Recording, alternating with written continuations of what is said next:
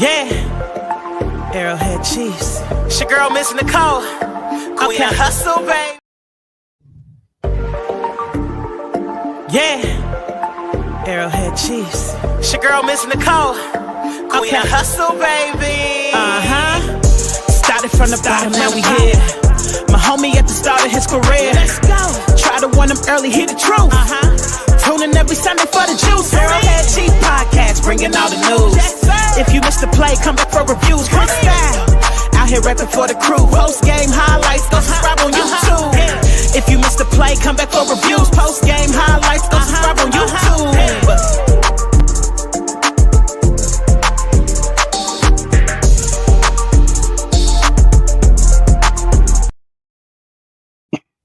What's up, ChiefsKingdom? You're tuned in to the Arrowhead Chief Podcast, episode 207, Chiefs vs. Buffalo recap.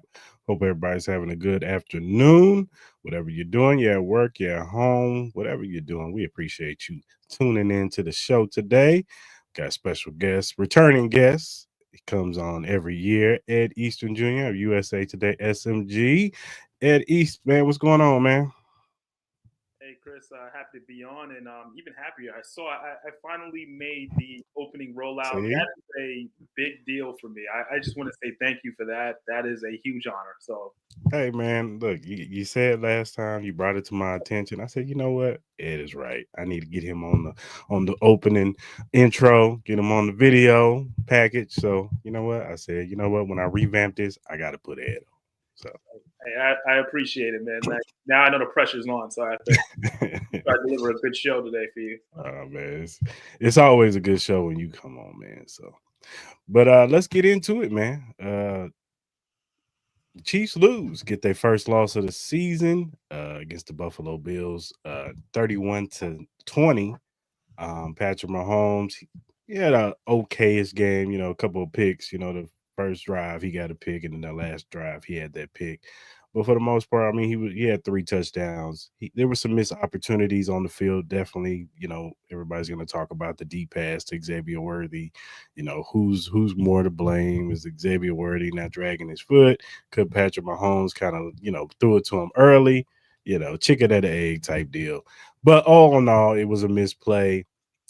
Defensively, I just think that, we just gave Buffalo too many chances, and once that defense started getting tired, it was just they couldn't get no pass rush going. George, CJ was getting back there, but George really couldn't get nothing going. Mike Dana wasn't getting back there.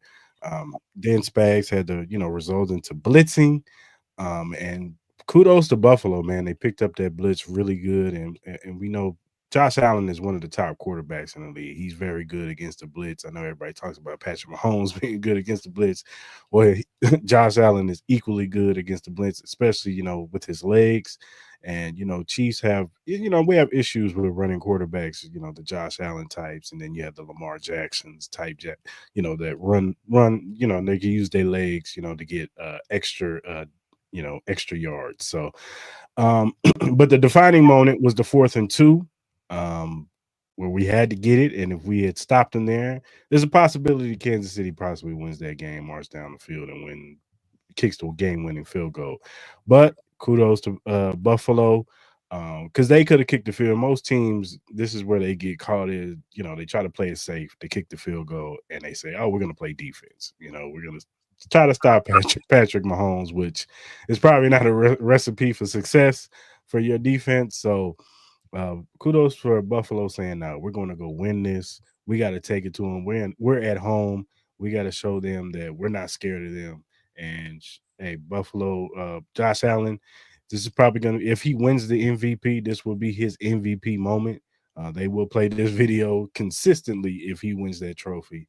Him running on the 4th and 2, the touchdown to ultimately seal the deal for the Chiefs. And yeah, man. Giving the Chiefs their first loss, man, and on to Carolina. So, what did you see on Sunday watching this game, Ed? I think the biggest thing for me is just the way the responses were from Buffalo. I never felt like there was a moment, obviously the Chiefs had a nice little run there where the back-to-back touchdown passes from Patrick, it looked like they kind of got their groove back. Everything was kind of moving well. But you didn't see much panic. And I think in past years, not just with Buffalo, with other teams, it's kind of like this moment of, okay, here they come. And you see they kind of take their foot off the gas. I just look at that, especially that end of the second quarter moment with going into halftime, them marching down the field, getting the field goal opportunity. That showed me, okay, they know what type of team they're up against. They're not going to be okay with just being down by a point at the half. It was such a big emphasis on getting in the field goal range, and just in the matter the way they did it, little things like that. Yes, you could say, okay, it was only going to be a one-score game. I think they went up 2 from that field goal. It all matters at the end, and I look at little things like that. I also look at the fact that they didn't make many major mistakes. That was always a big thing with Buffalo. When you talk about Josh Allen, it was all about his turnovers. That's what plagued him, I think, for the first, even last year, I think, for his career, is that he does all these great things, but he turns the ball over. This season, he's been pretty good with that. He's been hanging on to the ball, not many fumbles, not many interceptions, even though we did get him in this game. Right. I think it showed that he's matured as a quarterback. He understands that it's not just about him picking up the big yardage, picking up the, whatever big play down the field. You got to make sure you take care of the football. When you see the way the offense is transformed a little bit, everyone talked about how Stephon Diggs would be a big part. Him not being there would be such a big focal point of their offense, and how it would struggle, to an extent. I think it's just made them better, because you don't know what wide receiver they're going to throw out there. They don't really have – yes, you saw Keon Coleman didn't play, but they don't really have that guy that you could say, okay, he's the top receiver, let's worry about him. They have other options that they go to. Even with the running backs, Ty Johnson was making plays. They have a variety of different things now with this Buffalo team that makes them very scary when you talk about the playoffs. And I love that you mentioned the whole situation of 4th down and not kicking the field goal, deciding to go for the touchdown. I don't know how I feel about it when you're the home team, because it's kind of like that unwritten rule where when you're the home team, you take the points no matter what. When you're on the road, you go for the win. It's sort of like that unwritten rule, but I like the fact that they were aggressive. They said, we need a touchdown. We cannot give Patrick Mahomes a chance to come back and win the game for us. And playing to win the game instead of playing not to lose is something that you want to see more of in the NFL.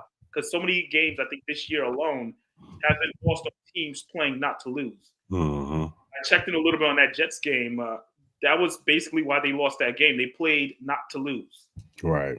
So I completely understand that.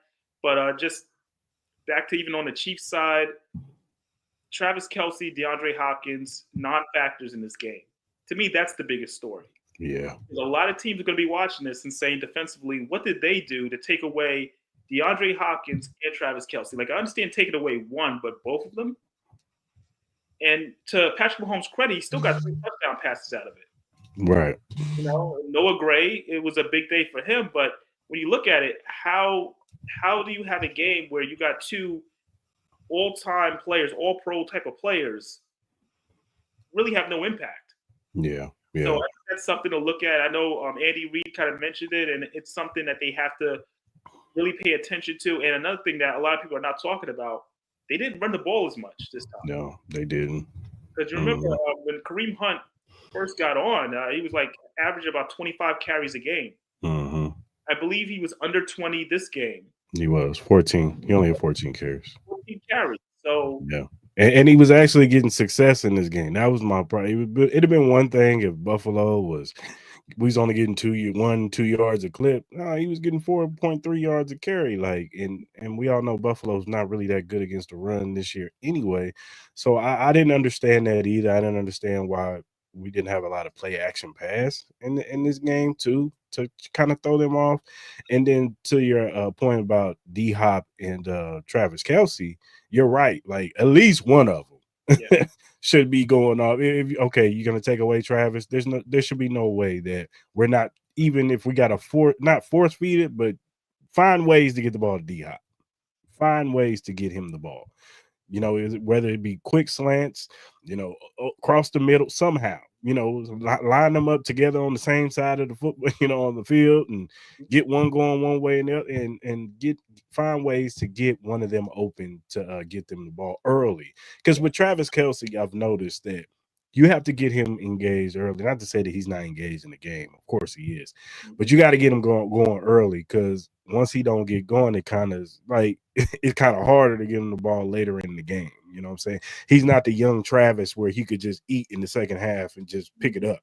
You got to, now that he's a little older, you got to kind of get him going early so he can, you know, feel that for that energy. So I didn't understand that either. I'm still going to give credit to Buffalo. You know what I'm saying? They did do a good job of, and then the offensive line, of course, the left tackle is consistently an issue. They did a good job of, you know, even on the right side, you know, Jawan Taylor was giving up some stuff too. And it just seems like Pat wasn't really comfortable in the pocket, you know, just standing in there and delivering certain throws. Even on their first interception, you know, they was coming in with the rush. He possibly, if he had stood there and maybe if he had looked, Travis was open right there for the first down. So that's more on Pat. I think he even took accountability for that. You can't force that. Yeah. I mean, the guy's falling down, and sometimes, and I think he'll never say it, but it looked like he was going for the highlight play. Like, you don't need that. You didn't need to have to force that. You're falling down. Just throw it away, which he's done in the past. Just throw it away, or you got to take the sack. I mean, throwing in the middle of the field, I don't care what level of football you're on. You don't throw in the middle of the field. Now, he gets away with it more than anybody.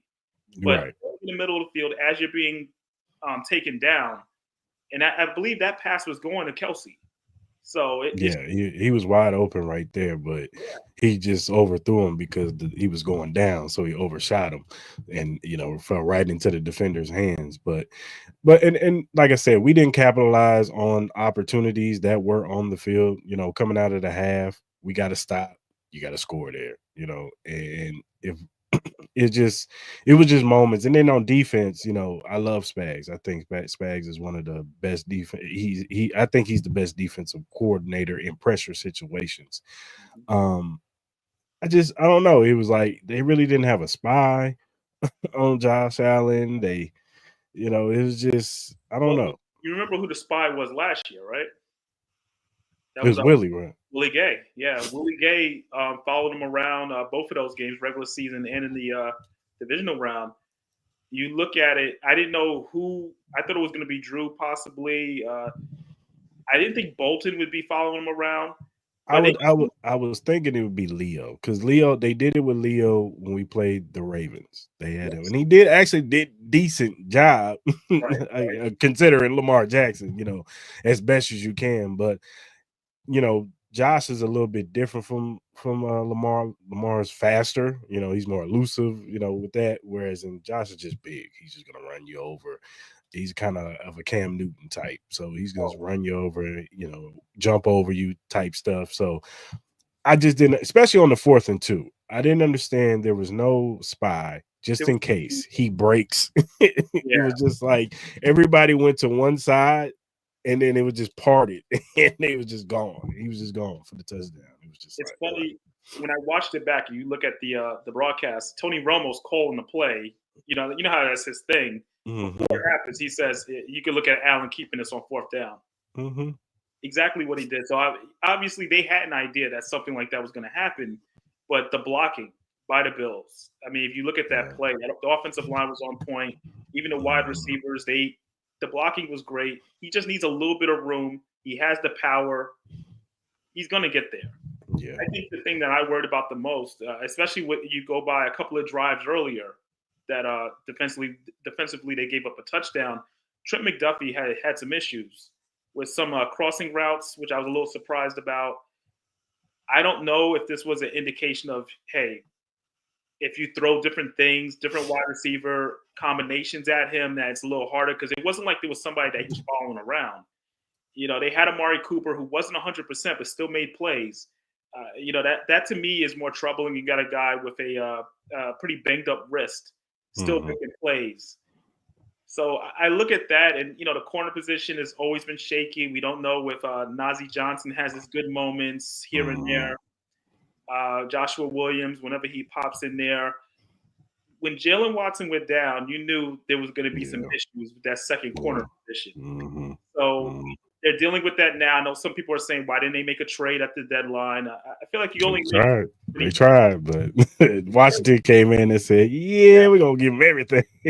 We ain't let y'all get him." So, because that would have been the move. Yeah, that would have been the move, especially with Joshua Uche still kind of finding his way. Yeah, he's a guy that is interesting because they know what he can do. They're kind of lining him up on the defensive line whenever he does get some reps, but learning Spag's playbook in a short amount of time, you see with other players, it doesn't happen right away. No, it doesn't. It takes a while. There's a reason why they say it's one of the more complicated playbooks in the NFL. So, well, do you think that they can, especially with him, because they brought him in for one thing. We brought you in here to rush the passer.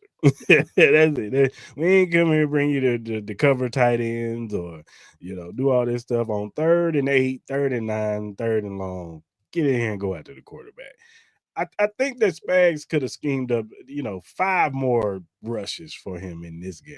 Like, just having 5 snaps is just like, like, put him on the same side as Chris and just tell him to go. I think that's the part that they're trying to figure out. Like, where does where does he fit best? He's a linebacker, realistically, but they want to play on the line. So you put him on 3rd downs, hopeful when it's obvious passing downs. That's what they've been using him as. But I just think he hasn't really found how he works with Chris, because a lot of those guys know how to work with Chris. Chris demands at least a double team, 90% of the time. I can't remember the last time he had one-on-one, coverage right there. Yeah. It's always a double team. So George knows how to work with it. Dana knows how to work with it. Obviously, Turk knows how to work with it. Having him learn that within 2 to 3 weeks, it's not realistic for him to be effective, especially since he got off to a slow start with the Patriots this year. Yeah, so true. These are things. There's a reason why the Patriots were like, okay, we'll make the deal. He had a slow start this season. But it's one of those things where they're hoping that it's a long-term playoff, out, and it'll pay off long-term, I should say, in the postseason, because that's what they're looking at. Yeah, I agree. I think Uche, D-Hop was more so like, when we get to the playoffs, we need you guys to be ready, revved up. We're going to use these games to get you ready for the playoffs. And once that first playoff game, whether it be wild card, divisional round, whatever, we need y'all to be ready to go. I would say this. D-Hop is ready right now. I know he's ready. I know he's ready. Like, that's why I didn't understand, like, how they couldn't have got him more involved Sunday, because I just feel like that, he's a smart receiver. He knows how to get himself open in certain situations. And we've seen it. Heck, he almost made an amazing catch in this game. Shout out to the cornerback who made a good play on the ball, but he almost made an amazing catch in this game. And that would have changed the in that part of the game, that would have changed some stuff in that game. So I just think that they need to find ways to get him the ball more. I look at that, and then we were just talking about Xavier Worthy and, the issue with him staying in bounds and where his feet at on the sidelines. That to me is it's a concern, because it's happened twice now. Yeah. And this one, he could have dragged the feet. I don't know. It's one of those things where I don't think you could really teach that. It's kind of like your own awareness as a receiver. He's been playing receiver for his entire life, for the most part. He has to know. He knows to drag his feet. He just has to have awareness of where the sidelines are. And I think it's a transition, though, because, when you play in college, all you need is 1 foot in, and, going from the pros or going to college to the pros. Now you got to keep 2 feet in, you know what I'm saying? So it's like they're so used to just catching the ball. And as long as I got the foot in, I'm good. So I think that's a transition for a receiver like him. He's not a big catch guy who has to stretch out and grab the ball and keep 2 feet in. He's a speed receiver. So, but I agree. He needs to learn how to drag his foot. He needs to have more football awareness. And hopefully now that this has happened 2 times where it could have been potential, touchdowns, what I'm saying? Not even just, just touchdowns that's been wiped off the board.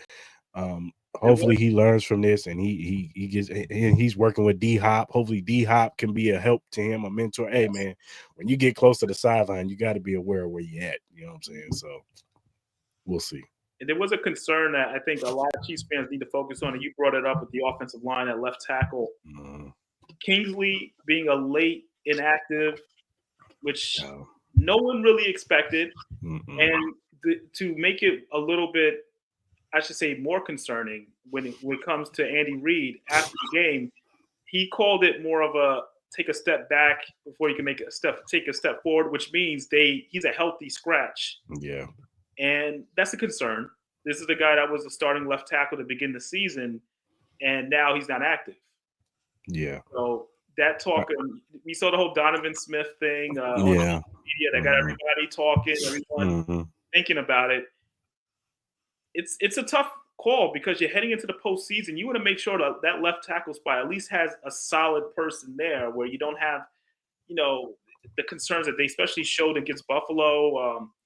I keep going back to that game against Cincinnati where everything fell apart, where whoever they put at left tackle was, it was a problem. Yeah.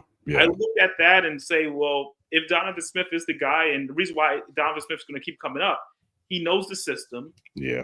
So it's an easy plug and play after maybe 1 or 2 weeks of working on the field. It's a tough one. I say I get what Andy Reid is saying, where he wants to work with the young guys and keep developing them, but you're going for a repeat. Yeah. Yeah, I agree. Guys that Yeah, I agree. As far as Kingsley go, I'm not gonna give up on. I don't think Andy and them are giving up on the young man. I just think that they see now how raw of a talent he is and how much work they got to do with him. And I think he's more of a 2025 type guy. Like I think they realize, okay, we gotta reassess. We gotta just go ahead and let him sit for a whole year. Red shirt this year, young man, because we don't want to break your confidence too much. Because it's definitely broken now. I mean, it's hard to redshirt when you've already started, and then you went from starter to the backup or this hybrid backup, and then just the full-on backup to now inactive. Yeah, it's tough to rebuild, and I think it may have to wait till next season. Yeah, it's definitely gonna have to wait till next season. Because it's one thing to have Trey Hendrickson beat you. He's a Pro Bowler type defensive end. But then the Denver game, it was just like it was it was worse. It was way worse. It was hard to hide that. You couldn't hide what was happening. No, you can't. So, and I think Wanya Morris, for all considering, I think he's fine. You know what I'm saying? I don't think he's no worse than what Donovan Smith was giving us last year. So, I get we're going for a 3P. And look, I would say keep Donovan Smith on speed dial, most definitely, because I'm more so concerned with Wanya Morris if he gets hurt. If he goes down again and it's more serious, we're gonna put Easton Driscoll out there.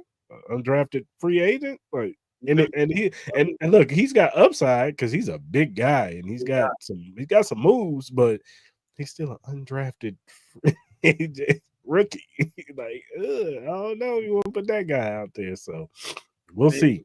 We forget these guys are on the practice squad a lot. They're working in practice every day. The coaches see something. There's a reason why, like I said, some people were activated and some weren't. So it'll be interesting to see, but I feel like going to Carolina is a good way to fix a lot of problems because Carolina has gotten better, but they're still a team that has plenty of holes in their game plan. Yeah, I agree. We got some players returning soon. Pop is coming back. Pacheco's coming back. I mean, I know that Charlie O. They both have been designated to come off the IR. I'm hearing that Pop is supposed to be playing this. I know Ian Rappaport reported that he's supposed to play this week. I don't know how many snaps he's going to get, but we'll see on that. But I know they're going to start revving him up. I imagine Charlie O will probably play Black Friday. Probably. I don't think he played. That's more realistic.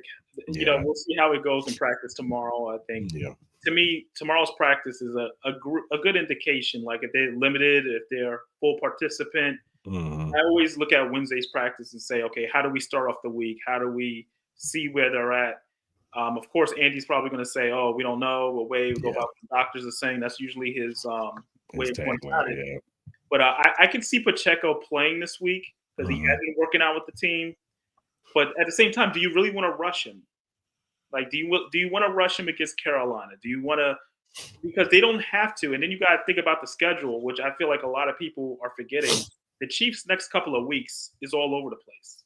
Yeah, it is. It is. The Black Friday game just throws a Mhm. wrench into any realistic planning because you go from Sunday to Friday, and then I think coming up after that, not too far, you have a Saturday game. Against the Texans, yeah. You know, it's like Yeah, in December you play 3 games in 10 days. Cleveland, Texans, Pittsburgh on Christmas. so you kind of have to. You see what I'm saying? So you kind of have to Yeah. pick and choose. When would you want to bring them back here, or let him be a fresh body? Because it's going to take a toll. Somebody's gonna need some extra time. I think, because they are putting a lot of carries on. I think that had a lot to do with them running him only 14 carries because they noticed that their body's wearing down. They get 27 carries a game, 25 here. That's a lot for somebody who's 29, coming off the couch. Like, he ain't go to no training camp or nothing like that. And shout out to Kareem Hunt. He's been wonderful. He's been more better than expectations since he's been on this team. He has kept the ball rolling, and that's what we needed as far as the running game goes. But I just think they want to give rest on Kareem Hunt. I don't think if Carson Steele was more reliable as a pass blocker and, not scared that he's going to fumble the football, I think that they would have chilled on Pop. But I just think that they see with the pass blocking issues, it's kind of showed up with Carson Steele. He's still learning that. That's a skill that's got to get learned because a lot of college players don't pass block. You know what I'm saying? So, don't forget about Clyde. I mean, Clyde, yeah, to him too. I see that's the mystery too, is I don't know what they're gonna do with Clyde. I know he's coming off the PTSD situation, and I saw the interview on the Pivot. So my belief when it comes to Clyde is you have the situation where he's, in my opinion, their ultimate third down back. Yeah. Because if he was good and ready to go to start the season, he'd be the third down running back. Yeah. So you have P. Ryan playing well. They want to see, like I said, that 10-day stretch where they're playing 3 games. A guy like Clyde can come in, and he can do either or. He could be your primary back. He could be a third down back. A guy like him is going to be so important when you're talking about that stretch. So that's why when I think about Pacheco, I'm like, if you bring him back now and the worst case scenario, you re-aggravate something. Yeah. Because it is still like he's coming back literally at the time period. And I always have a concern when a player comes back too soon. So you got a guy in Pacheco who only knows how to run hard. Yeah. He only knows one way. So you want to make sure you're not wasting it. And I'm not calling the Carolina game a waste, but they can beat Carolina without having Pacheco in the lineup. Yeah. That's basically what I'm trying to say. No, I hear you. I mean, I trust with Rick. You know what I'm saying? And them say if Rick said he's good to go, then then I guess you could put him out there. But yeah, man, with Charlie O, I think Charlie O coming back, when he comes back, hopefully, because it's not like he's coming off a suspension like last year. He's coming off an injury that happened in February. So that's going to be something that I'm going to have to look at, because if he can be anything close to what he was last year, he's going to booster this pass rush. Exactly. By leaps and bounds. Like when he came back last year, he boosted this pass rush. You know what I'm saying? Here comes the concern now. Whose spot does he take on the line? Because Uche would be the guy, unless Felix. I know Felix got nicked up in this last game, but it's not real serious. I think Felix is getting sit down. I think Felix losing some snaps, and Dana. I love Dana. I think Dana's good against the run. I think he's a good one. Yeah, I think Dana's good against first and second down, but in third down, you got to put a mini-who in there, and with probably a package. That NASCAR package, they're gonna have Uche, mini-who, Chris, and George out there to go after the passer. So, I trust Bags. He's going to have a heavy rotation of guys coming in and out. Hearing comes in, snaps, Purnell, Dana, they all just rotate in, and it's just almost like, Chris, find a matchup. Just find somebody you can beat, you know what I'm saying? So I just think they just rotate guys in just to keep them fresh. So, but like I said, Mini-Hill will be, if he can be anything close to what he was last year, that will be a boost to this pass rush, because I saw a stat that Dana and George are like low when it comes to pass rush win weight. So they're at the bottom. And last year we were second in sacks. This year we're 28th. You know what? And I've seen a lot of people talk about the stats, and obviously Chris Jones. I don't know if you've gotten a chance to catch many of his press conferences, but he loves talking about stats without actually talking about stats. Because so many people bring up, okay, he doesn't have the sack numbers that he's had in past seasons, but he causes so much disruption. Oh yeah, every single game. But there's, you call it rushing the passer. They give him the pressure numbers, but yeah. Those don't even really give an indication of what he does, because he's double teamed almost every time he's out there. Yeah. So guys like George, he's not getting the numbers. They're not getting to the quarterback in terms of getting the sacks, but they are making an impression whenever they do get there. Yeah, I feel like as much as we talk about the corners, when Jalen Watson was there with McDuffie, they were playing very well together. Oh, they were. Tandem. Oh yeah, they were. So that's Jalen Watson was a godsend. Like, because we saw everybody was panicking because of that third preseason game against the Bears. He got so many snaps, and he was getting cooked out there. But it was just like, man, he was rusty. He hasn't played football in like a month almost. So then the first game happened, and it was just like all fire selling, and everything's going good. Like, we're good now. So then he goes down, and it was just like, oh no. Now we got to put Joshua Williams out there. Now we got to put Najee Johnson. And look, I know everybody's getting on Najee. It wasn't like Najee wasn't in Amari Cooper's hip pocket. It just, Amari Cooper is, he's a top level wide receiver. He's still a good wide receiver. And like ChiefsKingdom was, before we got D-Hop, everybody wanted Amari Cooper. So Cooper is, but when you get a guy, I look at Amari Cooper and DeAndre Hopkins. Obviously, there's different size receivers, but they're very smart. Like, you're talking about guys that know how to break off routes, know how to stay on certain routes. That catch he had on Najee last game, Cooper came back for the ball. It was funny because he's shifty. Like, a lot of guys try to stay up on him. If you stay up on him, he has deceptive speed. He can blow past you. So, yeah, it was a tough cover. A lot of people say, why wasn't McDuffie on him at that point?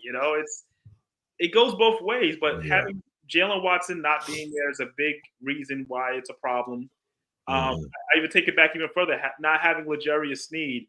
Yeah. L'Jarius Sneed, all the stuff he did last year with going with everybody's best receiver.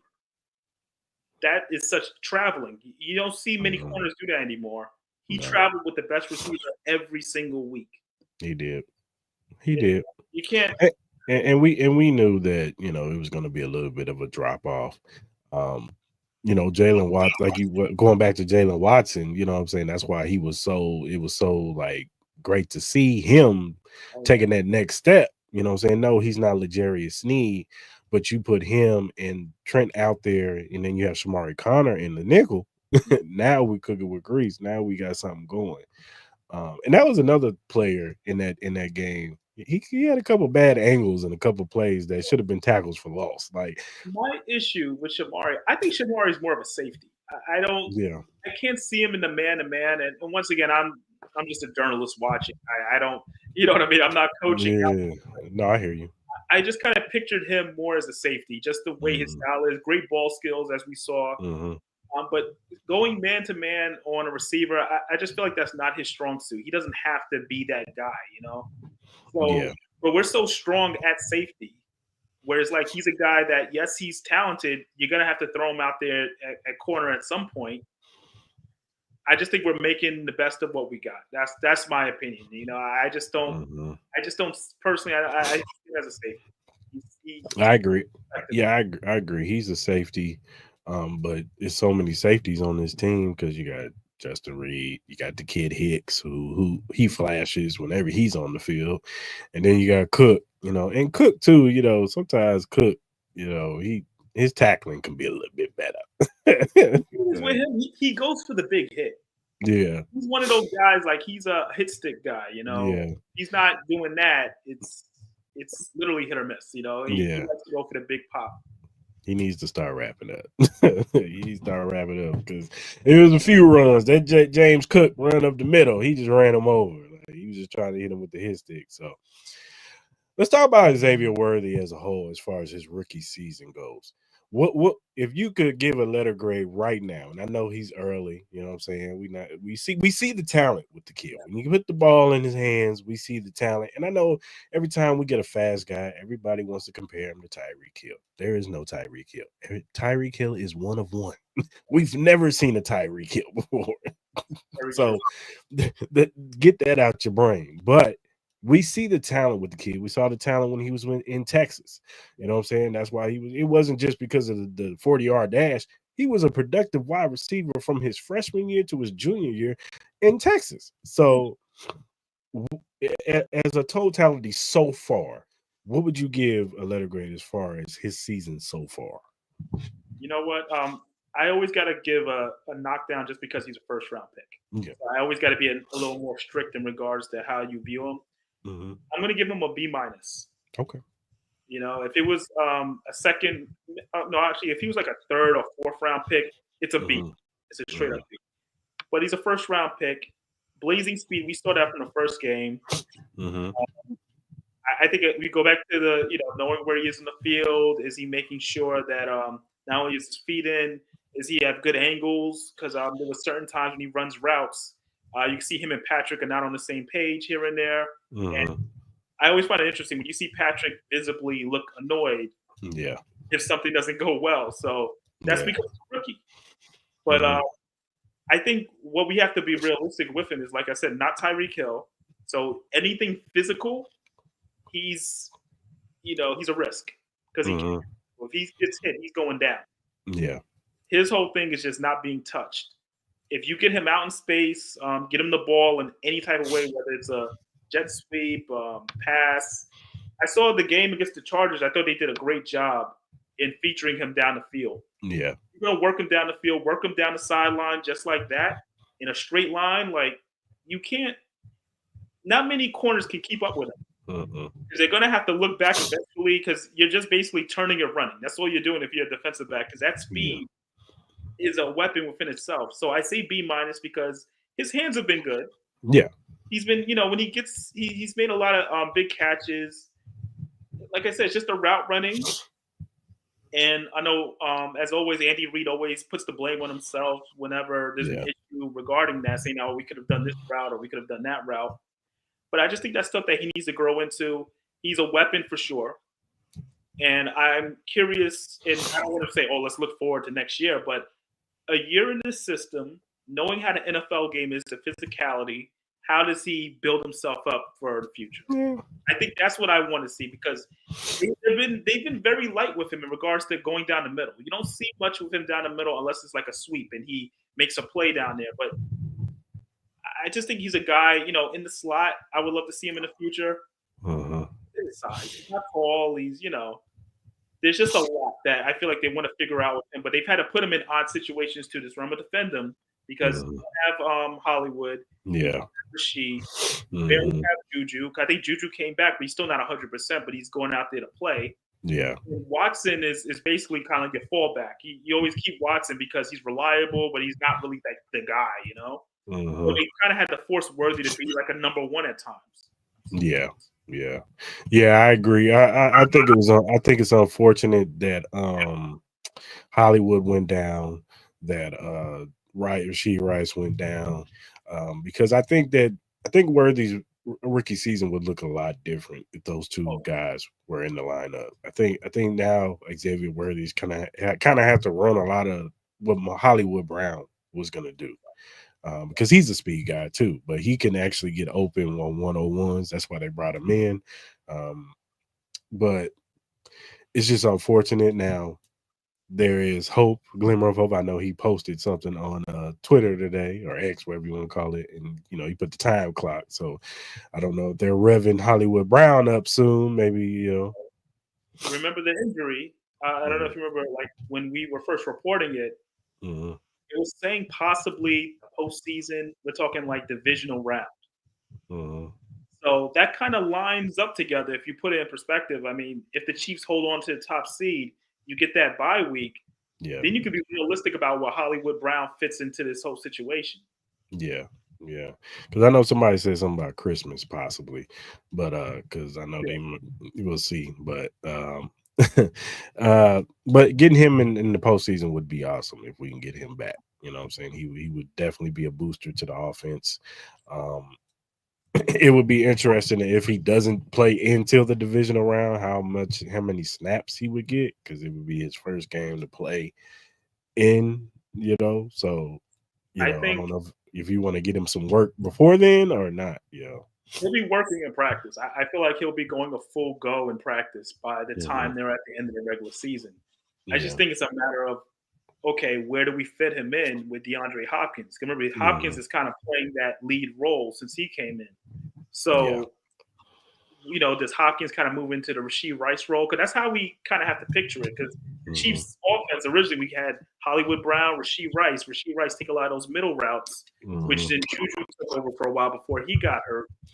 It's kind of finding that guy to play that, because that role is such a big role. And I'm bringing it up a lot because Matt Nagy, whenever he talks about it, he says it's so important to have that extra guy, that big body receiver that takes the pressure off of Travis Kelce. Because that's the guy down the middle that makes different plays, so that when Kelce is running similar routes, he can break off and be that guy that Mahomes catches, whether it's last minute or just, how they have these, I don't know how to describe the routes that Patrick Mahomes and Travis Kelce run, because sometimes they're not even routes. It's just Kelce making adjustments. Adjustments don't happen unless you have that big receiver in the middle. So having Rashee Rice is critical. You bring a guy, and Juju was doing it well. You saw that game against the Saints. Juju tore up the secondary. Yeah, he did. And DeAndre to play that role, you kind of need a guy to fit that mold right there. So that's why I say Hollywood would be on the outside, and then you're moving DeAndre back to play that role. Yeah, I agree.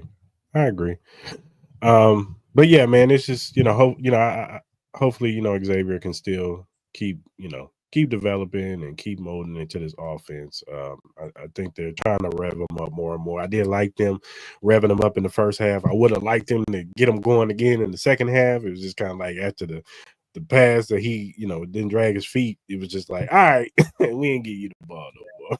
I think it was, I'm not going to say it was all that. It was more along the lines of Buffalo made adjustments. Yeah, they made adjustments immediately. They didn't know how fast he was. He's a rookie, so a lot of teams, they hear about him, but when you actually experience his speed, it's a totally different thing. So I think they accounted for him a little bit more. What I would have liked to have seen, I saw Noah Gray was the beneficiary of all those moments, and I'm happy for Noah Gray. He's a guy that's worked hard for so many, I'm not going to say so many years, but for as long as he's been with the Chiefs. Yeah. He's done special teams. He's done all the blocking. He's the guy that fit it perfectly when Kelce wasn't able to get open. So yeah. But it still goes back to what we said in the beginning. Hopkins or Kelce, one of them has to get open. Juju's not 100%. We saw that. And that's what happened in that game. Yeah, I agree. All right, let's go around the league, man.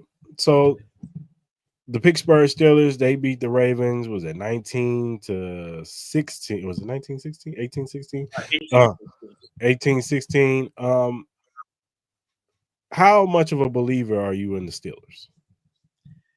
I'm a Steelers. Here's the thing. The Steelers are always going to play you tough. And that's mostly because I was going to say I like the head coach. Mike Tomlin it's funny, as successful as he's been, because he's never had a losing season. He's still, in my opinion, the most underrated coach in the NFL. Yeah. Like you don't hear a lot of, he should be coach of the year or he should be doing this. Every single year, no matter who was at quarterback, they had Rudolph at quarterback. They had so many random people. Mitchell Trubisky. And wide receiver, they had multiple different people after Juju left. It was like, okay, just throw somebody out there until they got Pickens. And I just feel like he's always kept the identity of what the Steelers are, and that's a tough defense. No matter what. I look at them and I think about the Chiefs matchup on Christmas. That's a scary game. It is. If you're a Chiefs fan going into Pittsburgh on Christmas, that defense is for real. It is. So TJ Watt is for real. So, you look at that team and they have the pieces because Russell Wilson's playing similar to what he did back in Seattle. Mm-hmm. They're using a lot of this mixed match with him and Fields. Like Fields comes in on these option plays sometimes, and then they'll switch back to Wilson. And it makes you look back at when Fields was starting. This kind of got him ready for this role because they weren't throwing the ball much with Fields. No, they weren't. Now you got him coming in as this secondary quarterback to do little option plays, RPOs, things of that nature. I kind of like what Pittsburgh is building. And like I said, in the AFC, it's important for the Chiefs to get that top seed because you don't want to go into Pittsburgh. No, you don't. You don't want to go into Buffalo again. No. It's important to get that top seed. And it's also a good thing that you're facing these teams now to see what they're about. Yeah, I agree.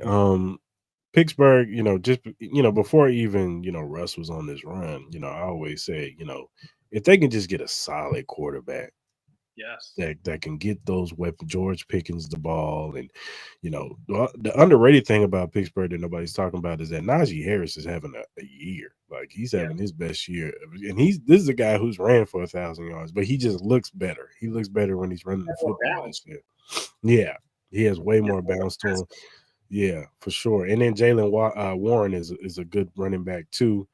But that defense with T.J. Watt, Joey Porter Jr., and Mika Fitzpatrick, they got some guys over there, man. This is Hy Smith when he gets healthy, and they just traded for Preston Smith, another guy who can rush the passer, like Hayward, and like the list goes on and on. So definitely Pittsburgh. The only pushback I have on Pittsburgh is I'm just not scared of Russell Wilson. Like I'm more scared of Josh Allen. I'm more scared of what Josh Allen can do. I'm more scared of what Lamar Jackson could do. You know what I'm saying? Like if we're gonna get a playoff series, like I'm more scared of their offenses. But defensively, I think Pittsburgh can do some things that can neutralize what the Chiefs want to do on offense. That's where the left tackle position. We're going to be talking about that heading into Christmas because that left tackle position is going to have to put in a lot of work. Now, as far as the Ravens go, this year their defense isn't as good as it was last year. They had a historic defense last year. That defense was great. What are your overall thoughts on the Ravens? Do you think do you look at them and say that's a Super Bowl contender, or do you look at them and say, they got major holes on that defense, even though the defense played way better on Sunday. But it's like they can't have one or the other. It's like the defense played good, but the offense was terrible. So, what are your thoughts on the Ravens? The interesting thing is because you brought up the defense, and I agree, the defense has been consistent. We saw that in week one. But I think the bigger concern that is kind of been swept under the rug, and people try not to make a big deal out of it, but I see it every week. Lamar Jackson's not 100%. And to me, that continues to be everything for Baltimore. Like if Lamar Jackson's cooking, you're not beating them. You're just not. Now, he's not healthy. He's been playing a little banged up.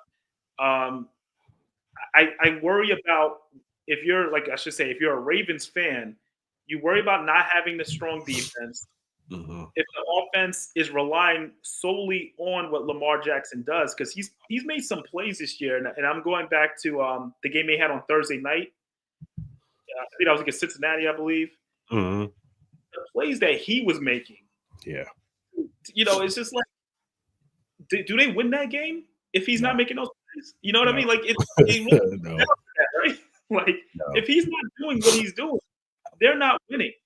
So are they a good team, or are they so reliant on Lamar Jackson being healthy? Because that's what it comes down to. And he's a guy that takes a lot of hits. My problem with the Ravens is they see the formula right there. You give the ball to Derrick Henry more than 10 times, more than likely you win the game. Like this game, the past game, they only gave him what, 11 carries, 14, something like that, 11 carries. Like, why is Derrick Henry only getting the ball 11 times? Like, it's not like Pittsburgh threw you out of the run. Like they're up 2 or 3 touchdowns. Like the game is still close. And we might have to have a conversation about Justin Tucker. It might be done for Justin Tucker because the joke that's going online is ever since the whole viral moment with he hasn't been the same. So He hasn't. they got that. Justin Tucker. Some people just lose that magic when it comes to kick. I remember when Vinatieri couldn't make a kick for a while at the end of his career. Thinking of like random kickers. I can't remember the old Eagles kicker, longtime Eagles kicker. I think it was Akers, David Akers, another one. Yeah, you just lose your stuff after a while, but it's just like, man, they might be over for Tuck.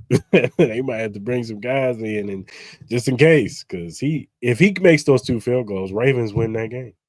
They do. It's just funny how a couple plays can change the narrative of a game so fast, and it's just like if he makes one of those kicks positive, I think they win the game. So it's just like wow. And then also you look at once again, Lamar Jackson didn't have his best game. No, he didn't, and they couldn't do anything. I know you talked about with King Henry over there. They didn't even look to try to say, okay, let's see if we can run the ball more. That defense of Pittsburgh is that intimidating that they didn't want to run the football. He fumbled that football that one time, and they was like, nope. Exactly. Veteran like that. Possibly future Hall of Famer, and they said, we're not giving him the ball back. Nope. He fumbled the football? Nah. We going to let Lamar run the football. And that's Harbaugh, though. That's his mindset, Yeah. Now let's talk about the AFC West. The Broncos. They gave us a tough outing. If we didn't block the field goal, that probably would have been our first loss. Bo Nix, I was wrong about this season. We'll see going forward when defenses start, learning him and game planning for Mr. Bo Nix.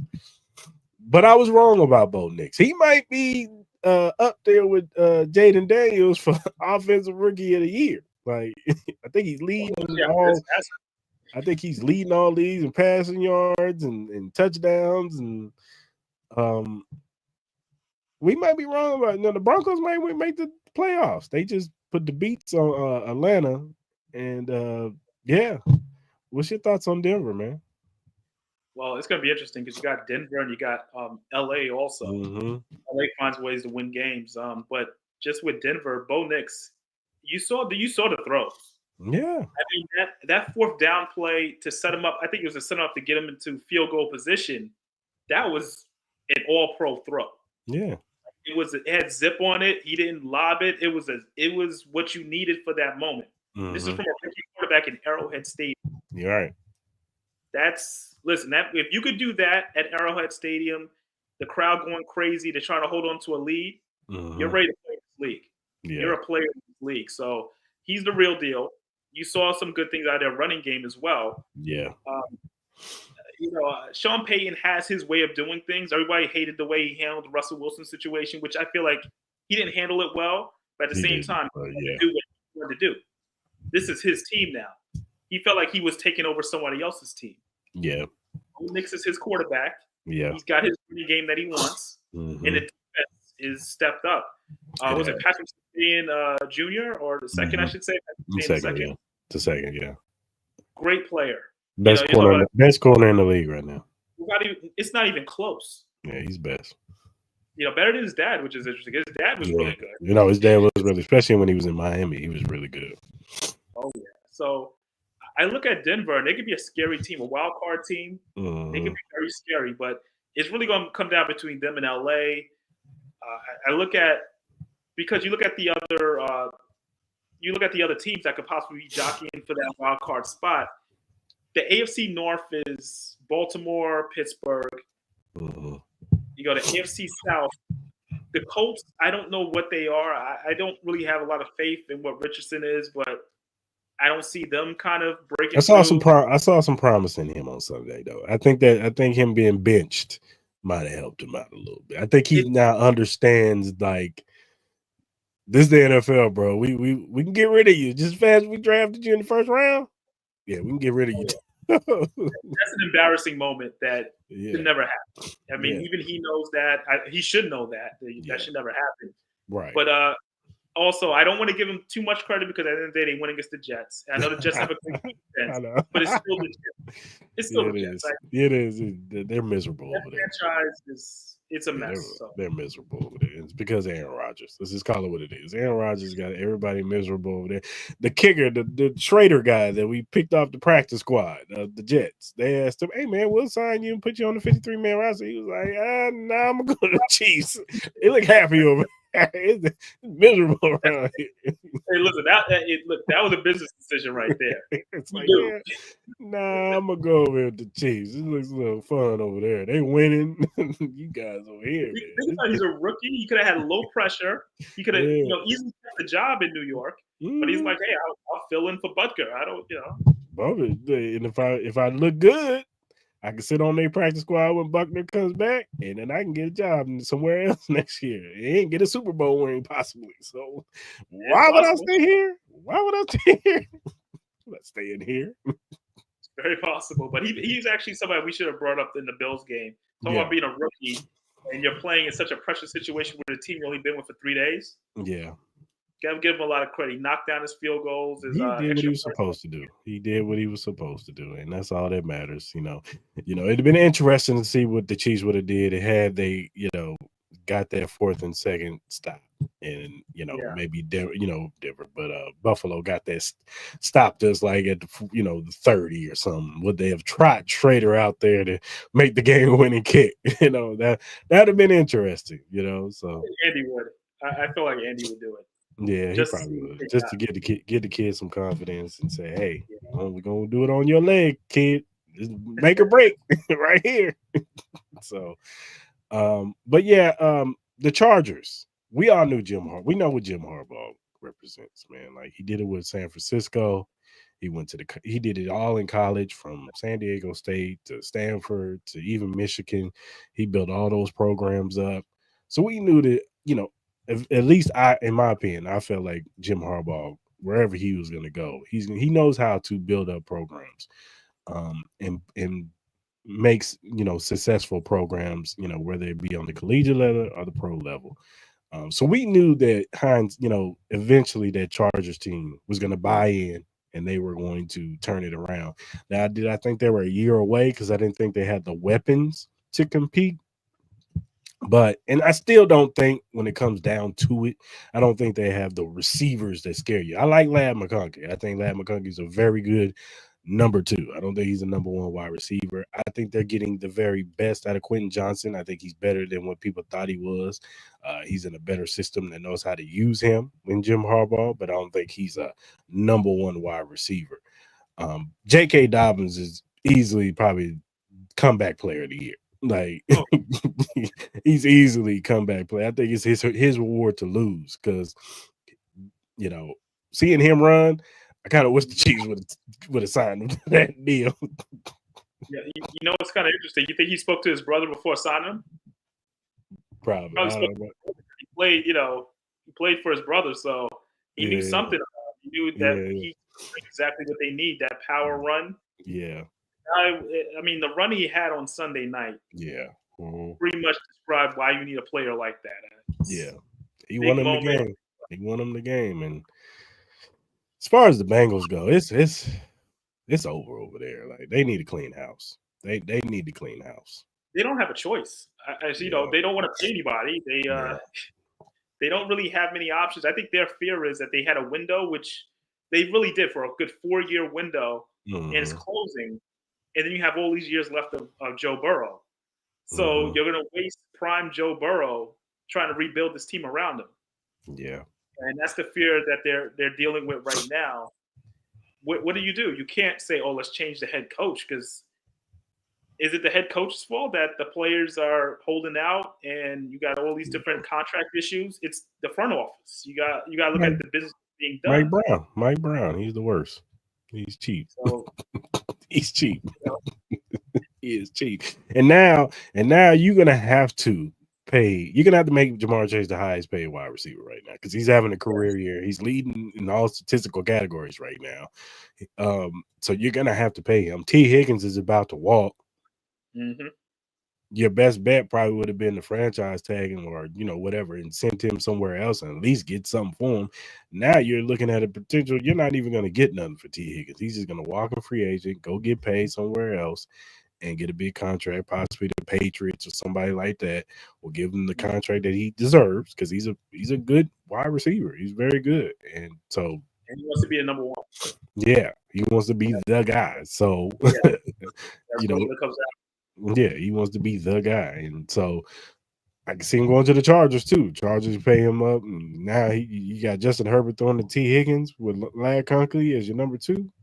That's something right there. So, yeah, and then defensively, they've lost so many pieces, so many guys from Jesse Bates to, what was the defensive lineman they had last year? I forgot his name, but they lost him. Like, they're just not the same defense. I don't even think it's the defensive coordinator's fault. I just think you keep losing guys.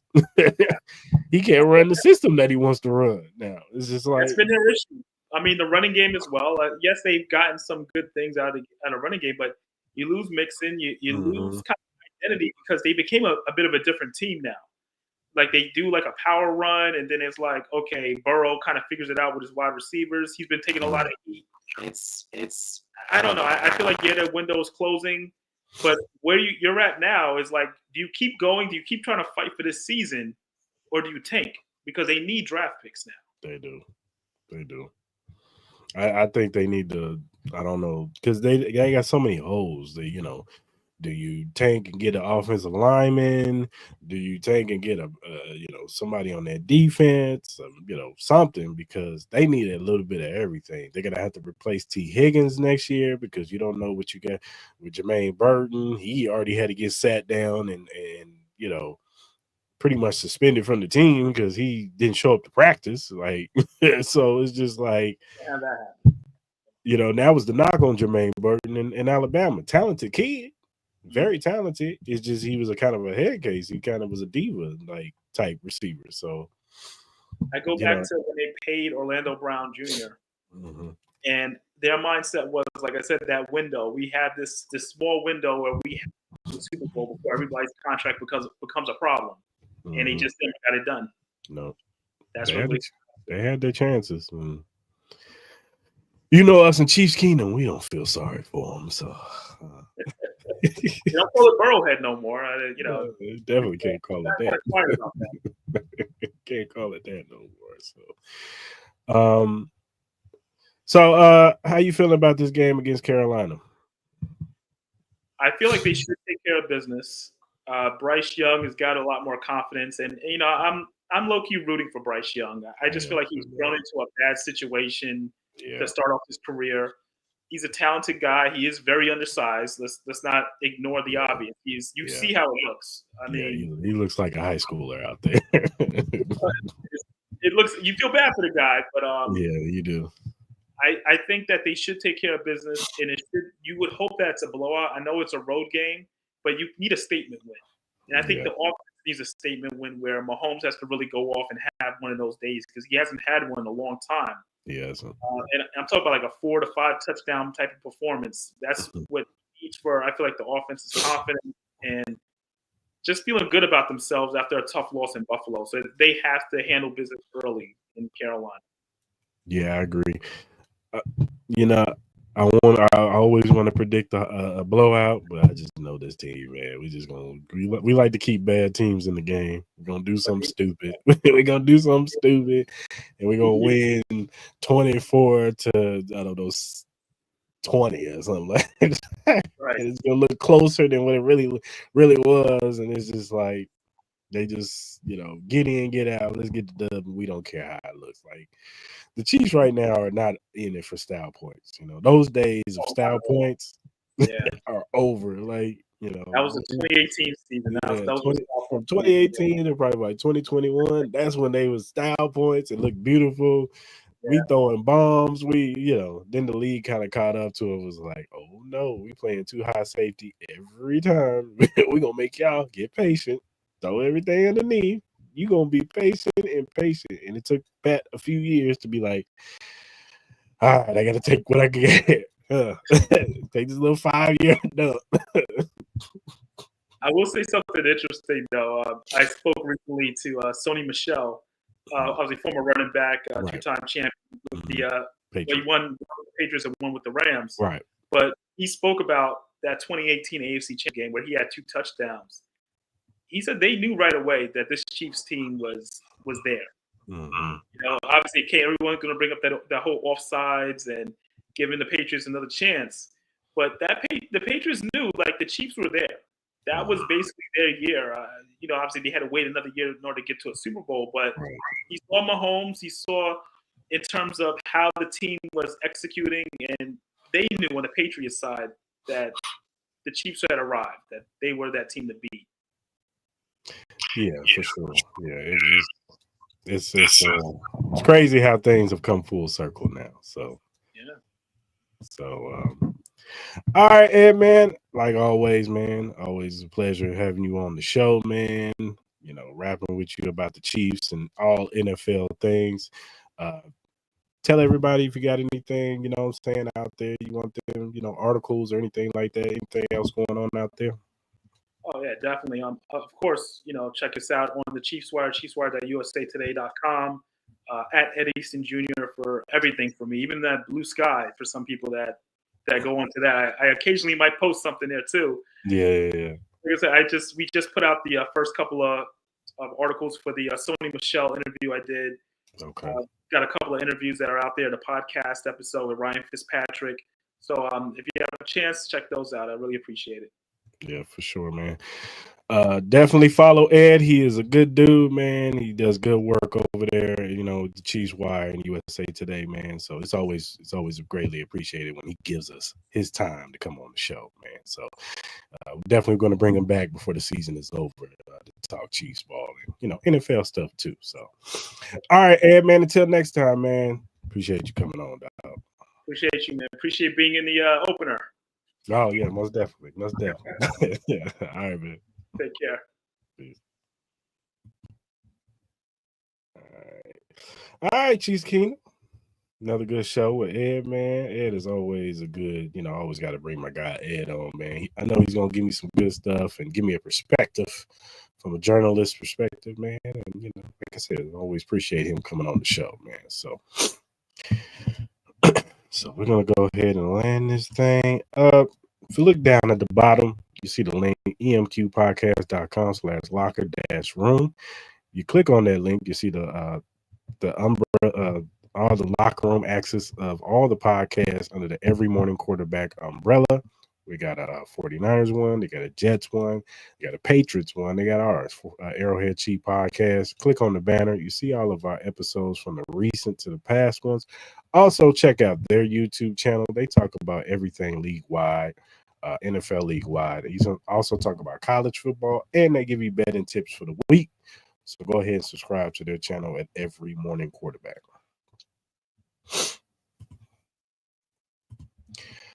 Whatever streaming platform you use, whether it be Spotify, Apple, Google, Amazon, iHeartRadio, whatever streaming platform that you listen to your podcast on, the Arrowhead Chief Podcast is available.